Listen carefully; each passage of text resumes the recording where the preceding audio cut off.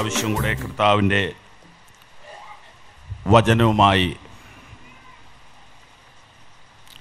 പരസ്യമായി നിൽക്കുവാനുള്ള ആയുസ്സും ആരോഗ്യവും അവസരവും കൃപയും തന്ന കർത്താവിന് ഞാൻ സകല മഹത്വവും ബഹുമാനവും പുകഴ്ചയും ആരാധനയും അർപ്പിക്കുന്നു. ഇന്ത്യൻ പെന്തക്കോസ്ത ദൈവസഭയുടെ ഈ ജനറൽ കൺവെൻഷനിൽ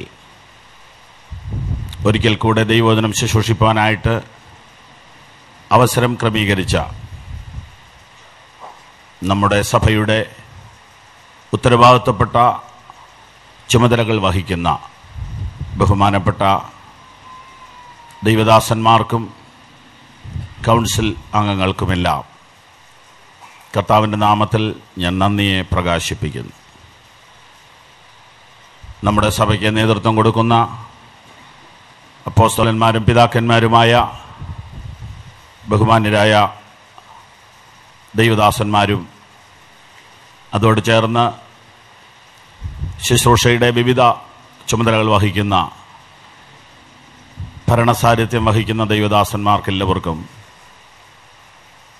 ഡിസ്ട്രിക്ട് പാസ്റ്റേഴ്സ്, റീജിയൻ പ്രസിഡന്റുമാർ, വിവിധ നിലകളിൽ കർത്താവിൻ്റെ ശുശ്രൂഷ ചെയ്യുന്ന ദൈവദാസന്മാർ, സഹോദരി സഹോദരന്മാർ, മാതാപിതാക്കൾ, കുഞ്ഞുങ്ങൾ, നിങ്ങൾക്കെല്ലാവർക്കും ഞാൻ കർത്താവിൻ്റെ നാമത്തിൽ വന്ദനത്തെ പറഞ്ഞുകൊള്ളുന്നു. ഒരു നിമിഷം നമ്മുടെ കണ്ണുകൾ അടച്ച് ഇന്ന് രാത്രിയിലെ സന്ദേശത്തിനായിട്ട് നമുക്ക് പ്രാർത്ഥിക്കാം. എല്ലാ കണ്ണുകളും ദൈവസന്നിധിയിൽ അടച്ച് ഇന്ന് രാത്രിയിലെ സന്ദേശത്തിന് വേണ്ടി ചില നിമിഷം കർത്താവിനോട് പ്രാർത്ഥിക്കാം. വചനമെന്നാത്മാവിൻ ദാഹം തീർപ്പാൻ അരുളുക ദാസരിൽ വരമധികം. വചനമെന്നാത്മാവിൻ ദാഹം തീർപ്പാൻ അരുളുക ദാസരിൽ വരമധികം. പകരുകയാത്മാവിൻ തിരുശക്തിയാൽ നിറയുവാൻ നിൻ ജനങ്ങൾ. പകരുകയാത്മാവിൻ തിരുശക്തിയാൽ നിറയുവാൻ നിൻ ജനങ്ങൾ. കേൾക്കണേ എൻ പ്രാർത്ഥന, നൽകണേ എൻ യാചന. കേൾക്കണേ എൻ പ്രാർത്ഥന, നൽകണേ എൻ യാചന. കേൾക്കണേ എൻ പ്രാർത്ഥന, നൽകണേ എൻ യാചന. കരുണയുള്ള കർത്താവേ, തിരുമുഖത്തേക്ക് ഞങ്ങൾ നോക്കുന്നു. ഇന്ന് രാത്രിയിൽ ഞങ്ങൾക്ക് ആവശ്യമുള്ള ആഹാരം നൽകി തരണമേ. അങ്ങയുടെ ഇഷ്ടം സ്വർഗത്തിലെ പോലെ ഇന്ന് ഇവിടെ നടക്കാൻ ഇടയാക്കണമേ. മഹത്വം മുഴുവൻ ഞങ്ങൾ കർത്താവിന് അർപ്പിക്കുന്നു, യേശുവിൻ്റെ നാമത്തിൽ തന്നെ. കരങ്ങൾ ഉയർത്തി കർത്താവിന് സ്തോത്രം ചെയ്താട്ടെ. ഇവിടെ വളരെ അനുഗ്രഹിക്കപ്പെട്ട ഒരു തീം കർത്താവിൻ്റെ അഭിഷിക്തന്മാർ തിരഞ്ഞെടുത്ത് നമുക്ക് നൽകിയിട്ടുണ്ട്. ഫലം കായ്ക്കുകയും വർദ്ധിക്കുകയും ചെയ്യുക. അതിനോടുള്ള ബന്ധത്തിൽ വിവിധ വിഷയങ്ങളായി തിരിച്ച് ദൈവദാസന്മാർ നമ്മെ പഠിപ്പിക്കുകയും പ്രസംഗിക്കുകയും ചെയ്തുകൊണ്ടിരിക്കുകയാണ്. എനിക്ക് ലഭിച്ച വിഷയത്തോടുള്ള ബന്ധത്തിൽ ഞാൻ കർത്താവിനോട് പ്രാർത്ഥിക്കുമ്പോൾ എനിക്ക് പ്രകാശിതമായ ഒരു വചനം ഞാനിവിടെ ആദ്യമായി വായിപ്പിക്കാൻ ആഗ്രഹിക്കുന്നു. മത്തായി എഴുതിയ സുവിശേഷം 6-ാം അധ്യായം 22-23 വാക്യങ്ങൾ. ശരീരത്തിന്റെ വിളക്ക് കണ്ണാകുന്നു. കണ്ണ് ചൊവ്വുള്ളതെങ്കിൽ നിന്റെ ശരീരം മുഴുവനും പ്രകാശിതമായിരിക്കും. കണ്ണ് കേടുള്ളതെങ്കിലോ നിന്റെ ശരീരം മുഴുവനും ഇരുണ്ടതായിരിക്കും. എന്നാൽ ഇരുട്ടായാൽ ഇരുട്ട് എത്ര വലിയത്. നിന്നിലുള്ള വെളിച്ചം, ഇതാണ് ഇന്ന് രാത്രിയിലെ സന്ദേശം. നിന്നിലുള്ള വെളിച്ചം ഇരുട്ടായാൽ ഇരുട്ട് എത്ര വലിയത്. ഈ വചനത്തെ അതിൻ്റെ ആ ആശയത്തോടുള്ള ബന്ധത്തിൽ ഒറ്റ വാക്കിൽ നമുക്ക് വേണമെങ്കിൽ 3 കാര്യങ്ങൾ കാണാം. ഒന്ന്, നിന്നിൽ വെളിച്ചം ഉണ്ട്. 2, അത് ഇരുട്ടാകാൻ സാധ്യതയുണ്ട്. 3, അത് അധികമായി പ്രകാശിക്കണം അഥവാ പുറത്തേക്ക് വരണം. നിന്നിലുള്ള വെളിച്ചം ഇരുട്ടായാൽ ഇരുട്ടെത്ര വലിയത്. നിന്നിൽ വെളിച്ചമുണ്ട് എന്ന് കർത്താവാണ് പറഞ്ഞത്. വാസ്തവത്തിൽ അത് നമ്മൾ അറിയുന്നതാണ് ഏറ്റവും പ്രധാനപ്പെട്ട കാര്യം. നമുക്ക് നമ്മുടെ വലിപ്പം അറിയില്ല എന്നതാണ് പലപ്പോഴും നമ്മെ തളർത്തുന്ന പ്രശ്നം. അതിൻ്റെ കാരണം നമ്മൾ ജനിച്ചു വളർന്ന സാഹചര്യമോ നമ്മളെ സ്വാധീനിച്ച വ്യക്തികളോ സംഭവങ്ങളോ അനുഭവങ്ങളോ ഒക്കെ ആകാം. കുട്ടികൾ മാലാഖമാരായി ജനിക്കുന്നു. മാതാപിതാക്കളും അധ്യാപകരും കൂടി അവരെ തവളകളാക്കുന്നു എന്ന് വലിയൊരു ചിന്തകൻ എഴുതി വച്ചിട്ടുണ്ട്. കുട്ടികൾ മാലാഖമാരായിട്ട് ജനിക്കുന്നു. അവരുടെ സാഹചര്യം, അവർ വളരുന്ന സാഹചര്യം അവരെ നിരുത്സാഹപ്പെടുത്തുകയാണ്. ഇതിന്റെ നടുവിൽ കർത്താവ് പറയുകയാണ്, നിന്റെ അകത്ത് വെളിച്ചമുണ്ട്, അത് നീ മനസ്സിലാക്കുകയും അതിനെ ജ്വലിപ്പിക്കുകയും ചെയ്താൽ മതി. അപ്പൊ നിന്നിൽ വെളിച്ചമുണ്ടെന്നാ കർത്താവ് പറയുന്നത്.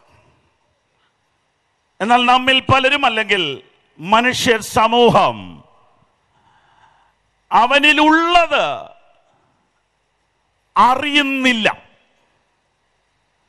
ഒരു കുട്ടി സ്കൂളിൽ പോയിട്ട് വരുമ്പോൾ കരഞ്ഞുകൊണ്ട് വരും. എല്ലാ ദിവസവും വാതുക്ക് വരുമ്പം കേൾക്കാൻ കരച്ചില്. എന്നാ മോനെ നീ കരയുന്നേ? അവൻ ഏങ്ങലടിച്ചോണ്ട് പറയും, ഞാൻ മണ്ടനാ. അവന്റെ അമ്മയ്ക്ക് അവനെ വലിയ സ്നേഹമാ. അമ്മ ഇറങ്ങിച്ചെന്ന് പറയും, അത് ആര് പറഞ്ഞു നീ മണ്ടനാന്നാ? ടീച്ചർ പറഞ്ഞു. മോൻ അതൊന്നും കാര്യമാക്കണ്ട, മോൻ എടുക്കനാ. അല്ല മമ്മി, ടീച്ചർ അങ്ങനെ പല പ്രാവശ്യം പറഞ്ഞു. കണ്ടോ ടീച്ചറുടെ ശുശ്രൂഷ കണ്ടോ? ഇതിങ്ങനെ പല ദിവസമായി. എല്ലാ ദിവസവും 4 മണിക്ക് അമ്മയുടെ ജോലി എന്നാന്ന് ചോദിച്ചാൽ ടീച്ചർ പറഞ്ഞ് തിരുത്തി പറയുക. അമ്മയ്ക്കും എപ്പോഴും ഒരേ മൂടല്ലല്ലോ. ഒരു ദിവസം അമ്മ വളരെ ടെൻഷനായിട്ടിരിക്കുക. അപ്പോഴും ഇവൻ ഇത് തന്നെ പറഞ്ഞുകൊണ്ട് കരയുക. എന്തിനാടാ കരയുന്നത്? ഞാൻ മണ്ടനാ. ആര് പറഞ്ഞു? ടീച്ചർ ഇന്നും പറഞ്ഞു. എൻ്റെ പൊന്നുമോനെ, ഞാൻ നിന്നോട് പറഞ്ഞില്ല നീ മിടുക്കനാന്ന്. അവൻ പിന്നെയും കരയുക. അമ്മ അവനെ ആശ്വസിപ്പിക്കാൻ വേണ്ടി വീണ്ടും ഉറക്കെ പറഞ്ഞു, നീ മണ്ടനല്ലടാ മണ്ട. ഇപ്പൊ സംഭവം ക്ലിയർ അല്ലേ? ഇതാണ് നമ്മെ ഒതുക്കുന്ന പ്രശ്നം. ഇതുകൂടാതെ അനുഭവങ്ങൾ നമ്മെ ഒതുക്കും. ഒരു നല്ല കാര്യത്തിന് പോയപ്പം വണ്ടി ഇടിച്ചെന്നോർത്ത് നാളെ വണ്ടി ഇടിക്കുമെന്നൊന്നും വിചാരിക്കരുത്. ഒരു നല്ല മീറ്റിംഗ് നടത്താൻ പോയപ്പം പ്രസംഗക്കുറിപ്പ് പറന്നു പോയെന്നോർത്ത് നിന്നെ പ്രസംഗിക്കാൻ വിളിച്ചിട്ടില്ലെന്നൊന്നും ഓർക്കരുത്. ഒരു സ്നാന ശുശ്രൂഷ നടത്താൻ ഇറങ്ങിയപ്പോ കാല് തന്നെയെന്നോർത്ത് നിന്നെ സ്നാനം നടത്താൻ വിളിച്ചിട്ടില്ലെന്നൊന്നും ധരിക്കരുത്. നമ്മൾ ഉപദേശത്തിൽ ഇതൊന്നും വിശ്വസിക്കുന്നില്ലെങ്കിലും ചൊവ്വാഴ്ച കുറ്റവും സംഭവങ്ങളുടെ വെളിച്ചത്തിലുള്ള വിലയിരുത്തലും ഒക്കെ മനസ്സിൽ കിടപ്പുണ്ട്. സംഭവങ്ങൾ നമ്മെ ഒതുക്കുന്നു. നീ പരാജിതനാണെന്ന് നിന്നോട് പറയുന്നു. ഇതിന്റെ നടുവിൽ യഥാർത്ഥത്തിൽ സത്യം നിന്നോട് പറയാനാണ് ദൈവപുത്രൻ ലോകത്തിൽ വന്നത്. നിന്നിൽ വെളിച്ചമുണ്ട്. നിന്നിലുള്ള വെളിച്ചം ഇന്ന് രാത്രി IPCയുടെ ജനറൽ കൺവെൻഷനിൽ പന്തലിനകത്തും പുറത്തും റോഡിലും നിന്നും വന്നും ഇരുന്നും കേൾക്കുന്ന സ്നേഹിത, നിന്നിൽ ഒരു വെളിച്ചം ഉണ്ട്. ഇത് നീ അറിയണം. എവിടെ ചെന്നാലും പാപി ചെല്ലുന്നണം പാതാളം എന്ന് പറയുന്ന പോലെ. പക്ഷെ ഇതൊന്നും നീ വിശ്വസിക്കരുത്. ഒരു സ്വപ്നം നിന്റെ അകത്ത് ദൈവം തന്നിട്ടുണ്ടെങ്കിൽ, ഒരു സ്വപ്നം നിന്റെ അകത്ത് ദൈവം തന്നിട്ടുണ്ടെങ്കിൽ, ഇന്ന് രാത്രി സംഭവങ്ങളോട് ഗുഡ് ബൈ പറ. 2009 വരെയും പരാജയങ്ങൾ ഞാൻ അനുഭവിച്ചിട്ടുണ്ടെങ്കിലും എന്റെ മേലുള്ള സ്വപ്നം നിറവേറുന്ന വർഷമാണിതെന്ന് ഞാൻ വിശ്വസിക്കുന്നു എന്ന് കരങ്ങൾ ഉയർത്തി, ശബ്ദം ഉയർത്തി പറയാമോ? ഹല്ലേലൂയ. നീ രോഗിയാണെങ്കിൽ ഇന്ന് രാത്രി അതവിടെ കിടന്നോട്ട്. അതിനെ അതിജീവിക്കുന്നതാണ് ദൈവത്തിന്റെ ദൂത്. Praise the Lord. അസ്ഥിയെ ദ്രവിപ്പിക്കുന്ന രോഗം നിനക്കുണ്ടെങ്കിൽ ഇന്ന് രാത്രി അതിനെ കടത്തി വെട്ടുന്ന ദൈവത്തിന്റെ ദൂത് എടുത്തോ, ഏറ്റെടുത്തോ, സൗഖ്യം പ്രാപിച്ചോ. യേശുവിന്റെ നാമത്തിൽ അത് ഇന്ന് രാത്രി ഈ പന്തലിൽ നടക്കട്ടെ.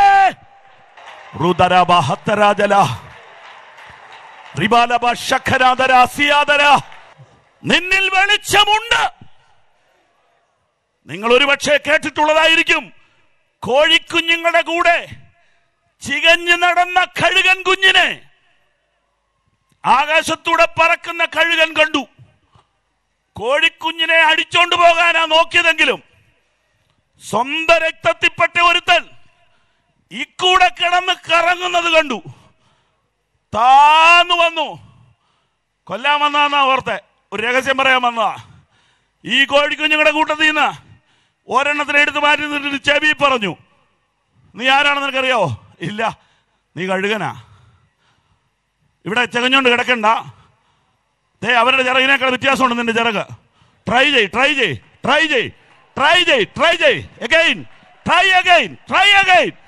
അഗൈൻ. മിനിറ്റുകൾ കഴിഞ്ഞപ്പോൾ കോഴിക്കുഞ്ഞുങ്ങളുടെ കൂട്ടത്തിൽ നിന്ന് ഒരു കഴുകൻ കൂടെ പുറത്തു വന്നു. 2010 കൺവെൻഷനിൽ ചിലരും കൂടെ പുറത്തു വരട്ടെ. കഴുകന്മാരെ പോലെ ചിറകടിച്ചുയരുന്ന ചില വീരന്മാർ IPCക്ക് വേണ്ടി പുറത്തു വരുന്ന രാത്രിയായി ഈ രാത്രി തീരട്ടെ. നിന്നിലുള്ള വെളിച്ചം അതിനെ ഒതുക്കാൻ ആർക്ക് കഴിയില്ല. Praise to Jesus. പേടിക്കണ്ട. നെഗറ്റീവിസം പറയാൻ വേണ്ടി കുറെ പേരെ വെച്ചിട്ടുണ്ട്. അവര് നെഗറ്റീവേ പറയുള്ളൂ. അതൊന്നും നീ കണക്കാക്കണ്ട. നിന്റെ അകത്തൊരു തീയുണ്ട്, നിന്റെ അകത്തൊരു തീയുണ്ട്. അത് ഇരുട്ടാകാതിരിപ്പാൻ സൂക്ഷിക്കുക. ജീസസ് നിന്നിലുള്ള വെളിച്ചം. സൂര്യൻ ചന്ദ്രനാകാൻ നോക്കണ്ട, ചന്ദ്രൻ സൂര്യനാകാനും നോക്കണ്ട, നക്ഷത്രം സൂര്യനാകാൻ നോക്കണ്ട. നിന്നിലുള്ള വെളിച്ചം, നിന്നിലുള്ള വെളിച്ചം.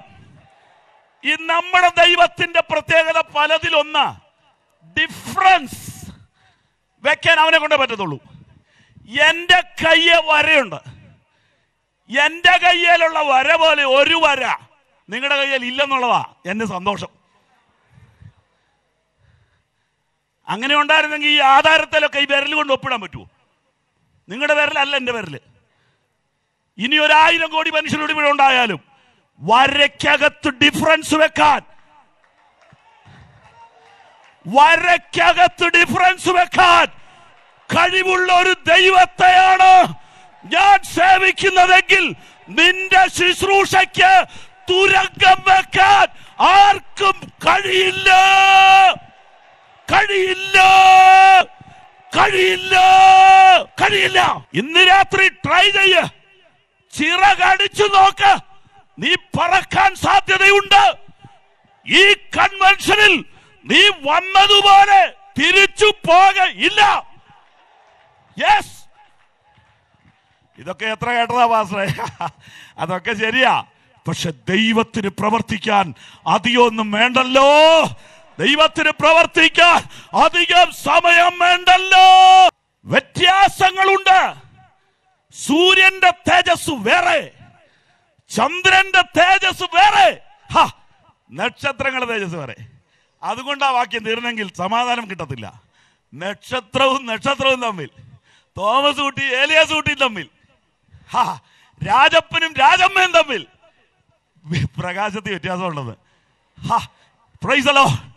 കഴിഞ്ഞതിന് മുമ്പിലത്തെ രാത്രിയിൽ പാസ്റ്റർ തോമസ് ഫിലിപ്പ് പ്രസംഗിച്ചപ്പോ പറഞ്ഞു, വിളി വ്യത്യാസമാണ്. 10,000 പേരെ ദൈവം വിളിച്ചിട്ടുണ്ടെങ്കിലും നിന്നെ വിളിച്ചത് വേറൊരു ഉദ്ദേശത്തിനാണ്, നിന്നെ വിളിച്ചത് വേറൊരു ഉദ്ദേശത്തിനാണ്. വെളിച്ചങ്ങൾ തമ്മിൽ വ്യത്യാസമുണ്ട്.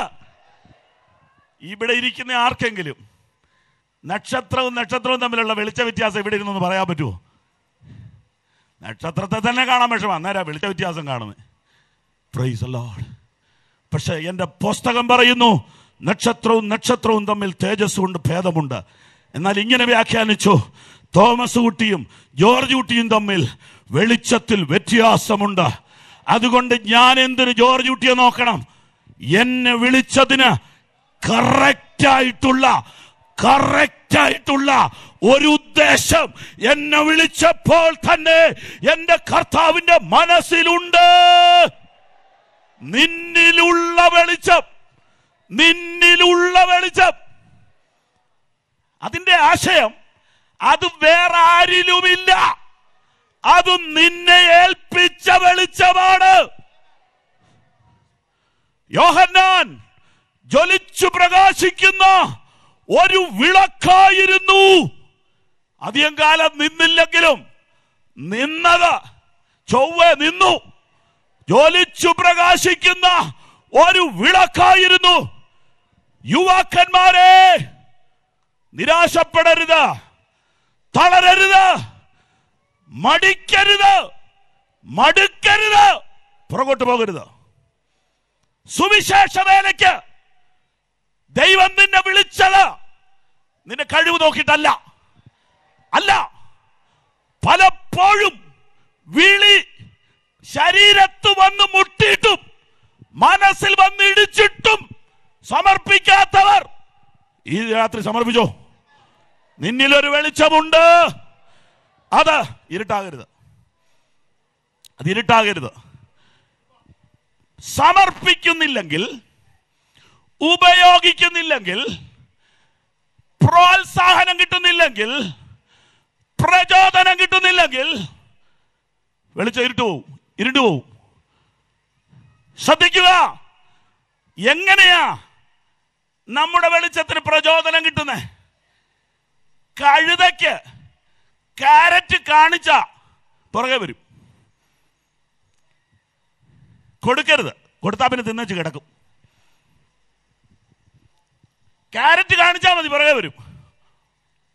കൊടുക്കരുത്, അതാ പലർക്കും പറ്റിയത്.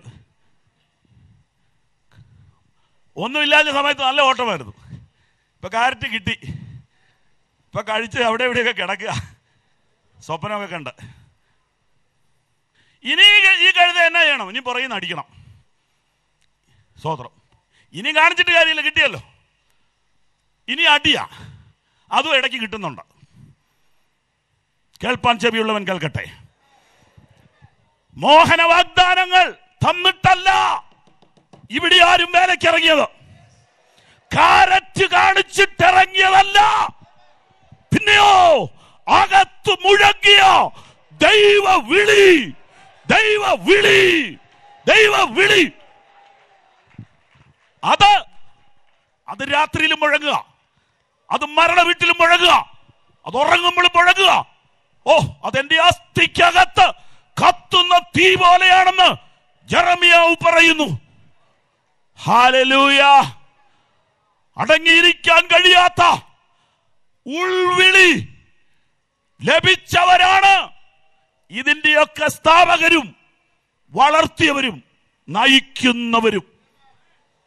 എന്തെങ്കിലും തരാമെന്ന് പറഞ്ഞ് മുമ്പിൽ നീട്ടിപ്പിടിച്ചിട്ടിറങ്ങിയവർ കൊഴയും, കൊഴയും. എന്നാൽ കർത്താവിന്റെ ശബ്ദം അകത്തു മുഴങ്ങുകയാ, കർത്താവിന്റെ ശബ്ദം അകത്തു മുഴങ്ങുകയാ. എനിക്ക് മടങ്ങിപ്പോകാൻ കഴിയുകയില്ല.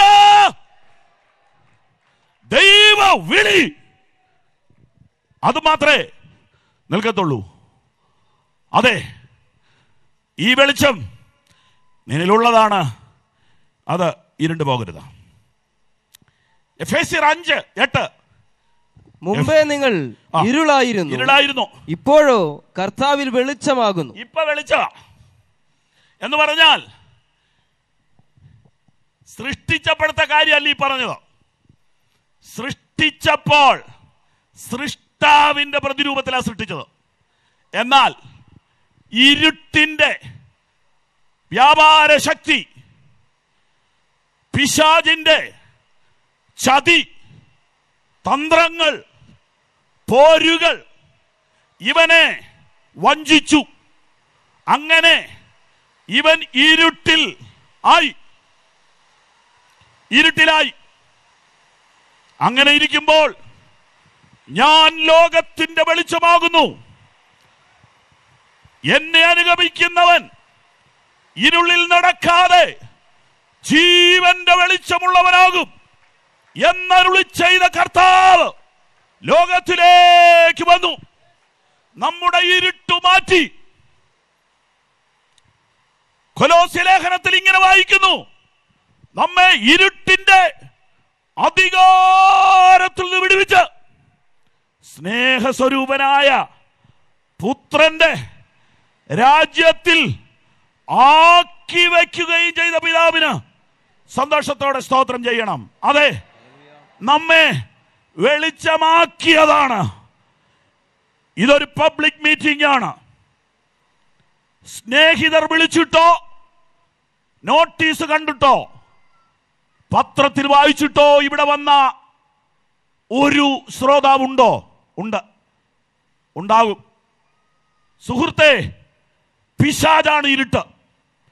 ഇരുട്ടിന്റെ അധികാരത്തിൽ നിന്ന് നിന്നെ വിടുവിക്കാൻ ഈ ലോകത്തിൽ വന്ന കർത്താവായ യേശുവിനെ ഇന്ന് രാത്രി ഹൃദയത്തിൽ സ്വീകരിക്കുക. ഇരുട്ട് പുറത്തു പോകട്ടെ. ഇരുട്ട് പുറത്തു പോകും, നീ വെളിച്ചമായി മാറും. അങ്ങനെ ജീവിതത്തിൽ ഒരിക്കൽ ഇരുട്ടിന്റെ പിടിയിൽ നിന്ന് വിടുതൽ പ്രാപിച്ച് വെളിച്ചത്തിന്റെ മക്കളായി തീർന്നവരെല്ലാവരും കരങ്ങൾ ഉയർത്തി ഒരു ഹല്ലേലൂയ പറഞ്ഞാട്ടെ. അതെ, അവൻ നമ്മെ വെളിച്ചം ആക്കിയതാണ്. വീണ്ടും ആ വെളിച്ചത്തിന് ആക്കിയവന് ഒരു ഉപയോഗമുണ്ട്, ഉദ്ദേശമുണ്ട്. മത്തായി സുവിശേഷം 5-ാം അധ്യായം 14-15 വാക്യങ്ങൾ. നിങ്ങൾ ലോകത്തിന്റെ വെളിച്ചമാകുന്നു. നിങ്ങൾ ലോകത്തിന്റെ വെളിച്ചമാകുന്നു. മലമേലിരിക്കുന്ന പട്ടണം മറഞ്ഞിരിക്കുവാൻ പാടില്ല. വിളക്ക് കത്തിച്ച് പറയിൻ കീഴല്ല, തണ്ടിന്മേലത്രേ വെക്കുന്നത്. അപ്പോൾ അത് വീട്ടിലുള്ള എല്ലാവർക്കും പ്രകാശിക്കുന്നു. ഈ വെളിച്ചം നമ്പർ 1 വീട്ടിലുള്ളവർക്ക് പ്രകാശിക്കണം. ഉൽപ്പത്തി പുസ്തകം 1-ാം അധ്യായം 14 മുതൽ വായിക്കണം. എടുത്തു വെച്ചോ, പറഞ്ഞിട്ട് വായിച്ചാൽ മതി. വെളിച്ചം വീട്ടിലുള്ളവർക്ക് പ്രകാശിക്കണം. നമ്മുടെ ഒന്നാമത്തെ സ്വാധീനം വീട്ടില. നമ്മിൽ പകർന്ന വെളിച്ചം നമ്മുടെ വീട്ടിൽ പ്രകാശിക്കണം. വീട്ടിൽ പ്രകാശിക്കാനാ പാട്. എന്നാൽ വീട്ടിൽ പ്രകാശിച്ചില്ലെങ്കിൽ ഇന്റർനാഷണൽ ലെവലിൽ പ്രകാശിച്ചാലും വലിയ പ്രയോജനം ഇല്ല. കാരണം മനസ്സിലൊരു ചെറിയ വൈക്ലഭ്യം പിന്നെയും കിടക്കും. മനുഷ്യരെ നമുക്ക് കുറേയൊക്കെ പറ്റിക്കാം. നിന്നിലുള്ള വെളിച്ചം വീട്ടിലുള്ള എല്ലാവർക്കും പ്രകാശിതമാകണം.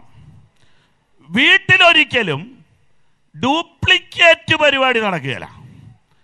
വീട്ടിലെ ഒറിജിനലേ ചെലവാകുള്ളൂ. അഭിനയം ഇല്ലാത്ത ഒരു സ്ഥലം വീടാ. വീട്ടിലും അഭിനയിക്കുന്നവരുണ്ടെന്നാ പറയുന്നത്.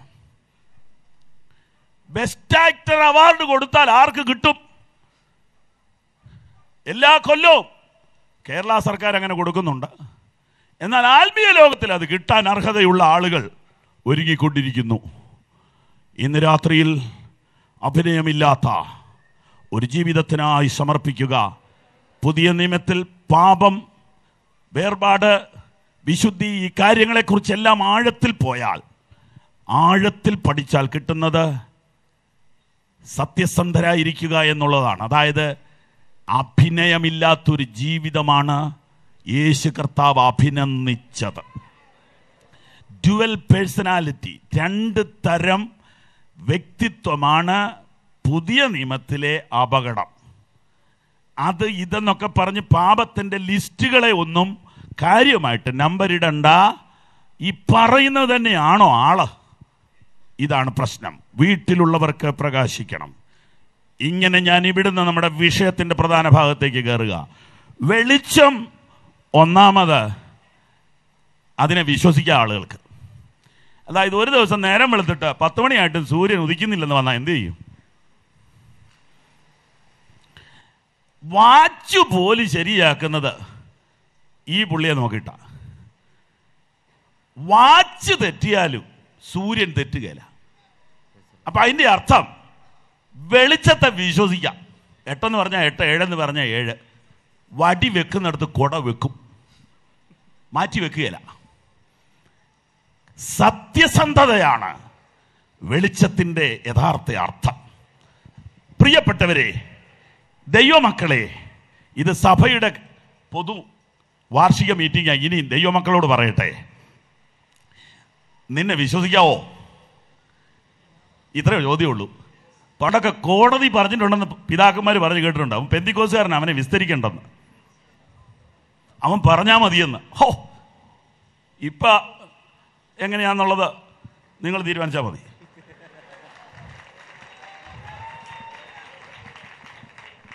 വളരെ സിമ്പിളായിട്ട് ചോദിക്കുക, നിന്നെ വിശ്വസിക്കാവോ?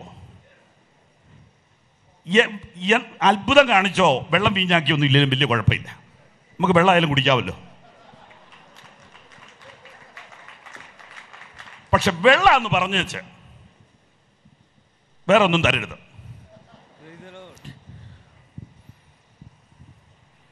വിശ്വസിക്കാവോ? അല്ല, പുള്ളി നല്ല കൃപാവര പ്രാർത്ഥന, അതല്ല ചോദ്യത്. വിശ്വസിക്കാവോ എന്നാ ചോദിച്ചത്. അയ്യോ, പുള്ളി വിരല് ചൂണ്ടിയ ഭൂതം, അതല്ല ചോദിച്ചത്. വിശ്വസിക്കാവോ നിന്നെ?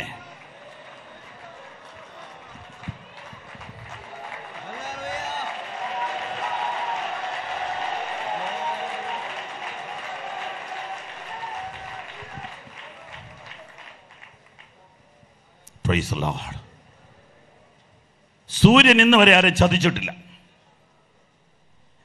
2, വെളിച്ചം വഴികാട്ടിയ. നക്ഷത്രം കണ്ടതുകൊണ്ട് അവർ അത്യന്തം സന്തോഷിച്ചു. ദൈവമക്കളെ കണ്ടാൽ സന്തോഷിക്കണം, കാരണം ഇവനെ നമ്പാം. ഒരു സീനിയർ ദൈവദാസൻ പറഞ്ഞത് എൻ്റെ ഓർമ്മയിലുണ്ട്. ഒരു മനുഷ്യൻ തൻ്റെ മകളെ അമേരിക്കയ്ക്ക് വിടാനായിട്ട് എയർപോർട്ടിൽ നിൽക്കുക. ആദ്യമായിട്ട് പോവുക. ഒരാളുടെ കയ്യിൽ ജസ്റ്റ് പ്ലെയിനെ കയറിയിട്ടില്ലാത്ത കൊച്ചാണേ, ബോംബെയിലും അവിടെ ഇവിടെയൊക്കെ ഇറങ്ങി പോകേണ്ടതാണേ, പ്ലീസ് എന്ന് പറയാൻ ഒരാളുണ്ടോയെന്ന് ഈ മനുഷ്യൻ മണിക്കൂറുകൾക്ക് മുമ്പേ എയർപോർട്ടിൽ വന്ന് ഇങ്ങനെ നോക്കുമ്പോൾ ക്ലീൻ ഷേവ്, വെള്ള ഉടുപ്പിട്ട ഒരു മനുഷ്യനെ കണ്ടു.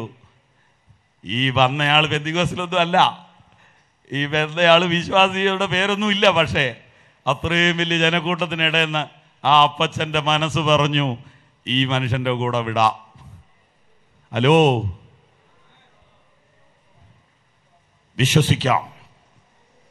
Price the Lord. ആ ദൈവദാസൻ പിന്നീട് പ്രസംഗമധ്യേ പറയുന്നത് ഞാൻ കേട്ടു. അവിടെ അത്രയും ആളുകൾ നിന്നതിൽ ആ പേരന്റിന്റെ മനസ്സ് പറഞ്ഞു, ഇവനെ വിശ്വസിക്കാം. ദൈവമക്കളെ, വലിയ സാഹസം ഒന്നും നമ്മൾ ചെയ്തില്ലെങ്കിലും, വലിയ വീര്യപ്രവൃത്തികളൊന്നും ചെയ്തില്ലെങ്കിലും, നിന്നെ വിശ്വസിക്കാമെന്ന് ലോകം പറയണം. നിന്നെ വിശ്വസിക്കാമെന്ന് ലോകം പറയണം. വെളിച്ചം, നീ പറയുന്നത് പ്രവർത്തിക്കുവോ?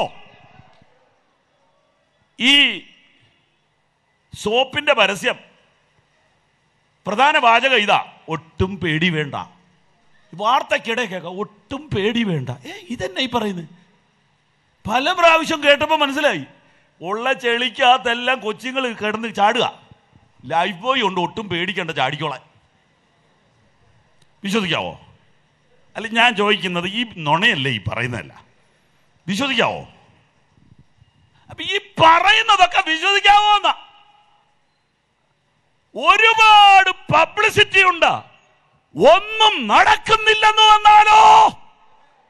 നാളെ ഉരുണ്ടു വീണ് മരിക്കുന്ന മനുഷ്യന്റെ ഫോട്ടോ വലിയ വലിപ്പത്തിൽ പിടിപ്പിച്ചിട്ട് ഇവിടെ ഇപ്പൊ അത്ഭുതം നടക്കുമെന്ന് എഴുതി വെച്ചിട്ട്, ചതിയല്ലേ?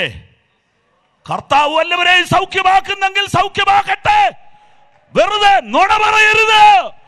പറയുന്നത് പ്രവർത്തിക്കുക. കുറച്ചുകൂടെ ലളിതമാക്കി ഒരു കൺസൾഷൻ റേറ്റിൽ പറയാം, പ്രവർത്തിക്കാൻ പറ്റുന്നത് പറഞ്ഞാൽ മതി. അല്ല പാസ്റ്റർ, അങ്ങ് പറഞ്ഞിടുക, പറ്റിയ പ്രവർത്തിക്കുക. ഇല്ല, ചെലവുണ്ടോ? ചെലവുണ്ട്. ഇതെല്ലാം റെക്കോർഡ് ചെയ്യുന്നുണ്ട്. Price the Lord. വെളിച്ചം വഴികാട്ടിയ നക്ഷത്രം കണ്ടതുകൊണ്ട് അവർ അത്യന്തം സന്തോഷിച്ചു. നാടും വീടും വിട്ട് ഈ നക്ഷത്രത്തിന്റെ പുറകെ ഇറങ്ങിയവര്. നമ്മളാ നക്ഷത്രം അറിയാമല്ലോ, 7 നക്ഷത്രം, സഭയുടെ 7 ദൂതന്മാർ. നക്ഷത്രത്തിന്റെ പുറകെ ഇറങ്ങിയിരിക്കുക. ഇന്നത്തെ കാലത്താണെങ്കിൽ കള്ള് ഷാപ്പിലൊക്കെ നക്ഷത്രമുണ്ട്. വിദ്വാന്മാർ ഈ കാലത്ത് വന്നാൽ അവിടെ ചെന്ന് കയറും. അവർ കയറുകയല്ല, അവർക്ക് ദിവ്യജ്ഞാനമുണ്ട്. നക്ഷത്രത്തെ വിശ്വസിച്ചവരിറങ്ങി കിലോമീറ്ററുകൾ താണ്ടി അവരാ വെളിച്ചത്തിന്റെ പുറകെ പോയി. ഇറവങ്കാരാ പോയെന്നാ ചരിത്രം. Doctor D Babu Paul sir അവതാരിക എഴുതിയൊരു പുസ്തകം പിറവം പള്ളിയിൽ നിന്ന് പ്രസിദ്ധീകരിക്കുന്നുണ്ട്. അതിനകത്ത് എഴുതിയിരിക്കുന്നത് അവിടുത്തുകാരാ നക്ഷത്രം കണ്ടു പോയതാ. അതുകൊണ്ട് ഞങ്ങൾക്ക് ഭയങ്കര സന്തോഷമാണ്. പിന്നെ ആ ബാബു പോൾ സാർ ഒടുവിൽ ഒരു വാചകം എഴുതിയിട്ടുണ്ട്, ഇങ്ങനെ അനേകം ഐതിഹ്യങ്ങൾ നമ്മുടെ ഇടയിലുണ്ട്, അതിലൊരാശ്വാസമുള്ളത്. നക്ഷത്രത്തെ കണ്ടവരെ ഇറങ്ങിയിട്ട് അവർക്ക് വഴിതെറ്റിയില്ല. എത്ര തോട് ചാടേണ്ടി വന്നു, എത്ര പാലം കടക്കേണ്ടി വന്നു, എത്ര വളവും പൊളവും ഉണ്ടായി. പക്ഷെ നക്ഷത്രം സ്ട്രെയിറ്റ് ആയിരുന്നു. നിന്നെ അക്കരെ എത്തിക്കുന്ന ദിവ്യ വെളിച്ചത്തിന്റെ പുറകെയാണ് നീ ഇറങ്ങിയത്. പക്ഷേ ഇന്ന് പകൽ ഇവിടെ കേട്ടു, ഞങ്ങളെ നോക്കുക എന്ന ദൂത്. നമ്മളെ നോക്കിയാൽ ഈ സമൂഹം എവിടെയെത്തും? നീ ഒരു വഴികാട്ടിയാകുമോ? 3 വ്യക്തതയുണ്ട്. കൺഫ്യൂഷൻ ഇല്ല. വെളിച്ചമുണ്ടെങ്കിൽ ഈ ലൈറ്റ് മുഴുവൻ പോയാൽ ഇവിടെ മൊത്തം കൺഫ്യൂഷനാണ്. ആരാ ഏതാ എന്താ ഒരു പിടിയില്ല. തൂണാണോ ലൈറ്റാണോ ക്യാമറയുടെ സ്റ്റാൻഡിൻ്റെ എല്ലാം ഇടപാട് തീരും. ഈ ലൈറ്റ് ഉള്ളത് കൊണ്ടല്ലേ ഇതിനെല്ലാം ഐഡന്റിറ്റി വന്നത്, വ്യക്തത വന്നത്. അതെ, ഇതെല്ലാം കൂടെ കൂട്ടിയെടുത്താൽ നിന്നിലുള്ള വെളിച്ചം ഇരുട്ടാകരുത്. ഉൽപ്പത്തി പുസ്തകത്തിൽ നിന്ന് ഞാൻ 5 കാര്യം പറയാം. എടുത്തെങ്കിൽ പെട്ടെന്ന് വായിച്ചോ, ഞാൻ നിർത്തുന്നു. പകലും രാവും തമ്മിൽ വേർപിരിവാൻ ആകാശവിധാനത്തിൽ വെളിച്ചങ്ങൾ ഉണ്ടാകട്ടെ. അവ അടയാളങ്ങളായും കാലം, ദിവസം, സംവത്സരം എന്നിവ തിരിച്ചറിവാനായും ഉതകട്ടെ. ഭൂമിയെ പ്രകാശിപ്പാൻ ആകാശവിധാനത്തിൽ അവ വെളിച്ചങ്ങളായിരിക്കട്ടെ എന്ന് ദൈവം കൽപ്പിച്ചു. അങ്ങനെ സംഭവിച്ചു. പകൽ വാഴേണ്ടതിന് വലിപ്പമേറിയ വെളിച്ചവും രാത്രി വാഴേണ്ടതിന് വലിപ്പം കുറഞ്ഞ വെളിച്ചവുമായി 2 വലിയ വെളിച്ചങ്ങളെ ദൈവം ഉണ്ടാക്കി. നക്ഷത്രങ്ങളെയും ഉണ്ടാക്കി. ഭൂമിയെ പ്രകാശിപ്പാനും പകലും രാത്രിയും വാഴുവാനും വെളിച്ചത്തെയും ഇരുളിനെയും തമ്മിൽ വേർതിരിപ്പാനുമായി ദൈവം അവയെ ആകാശവിധാനത്തിൽ നിർത്തി. 5 കാര്യം. 1, ഭൂമിയെ പ്രകാശിപ്പിക്കുക. വീട്ടിലുള്ളവർക്ക് പ്രകാശിച്ചു കഴിഞ്ഞ് നാട്ടിൽ പ്രകാശിക്കണം. നാട്ടിൽ നിന്ന് അത് ദേശത്തേക്ക് വ്യാപിക്കണം. ഭൂലോകം മുഴുവനുമുള്ള ഇരുട്ടിന്റെ സന്തതിക്ക് വെളിച്ചം കൊടുക്കുവാൻ അത്രേ എന്നെ വിളിച്ചതെന്ന് ഇന്ന് രാത്രി പറയുക. 2, പകലും രാവും തമ്മിൽ വേർതിരിക്കുക. എന്താണ് വേർപാടെന്ന് തിരിച്ചറിയാനുള്ള ഒരടയാളമാണ് പെന്തിക്കോസുകാരൻ. ഒരു പുരോഹിതൻ ബൈബിൾ സൊസൈറ്റിയോടുള്ള ബന്ധത്തിൽ ആണെന്ന് തോന്നുന്നു. ഞങ്ങളുടെ ദേശങ്ങളിൽ വന്നപ്പോൾ പറഞ്ഞു, ഒരു പെന്തിക്കോസുകാരൻ ബീഡി വലിച്ചാൽ അതൊരു വാർത്തയാ, അല്ലാത്തൊരു വലിച്ചില്ലെങ്കിൽ ആ വാർത്ത. അതായത് ഈ ഭൂമിയിൽ തെറ്റും ശരിയും തിരിച്ചറിയുന്നത് നിന്നെ നോക്കിയിട്ടാ. ഞങ്ങളോടൊരാൾ ചോദിച്ചു, ഉപദേശി നിങ്ങളുടെ ആളുകൾക്ക് അതിര് മാറ്റാവോ?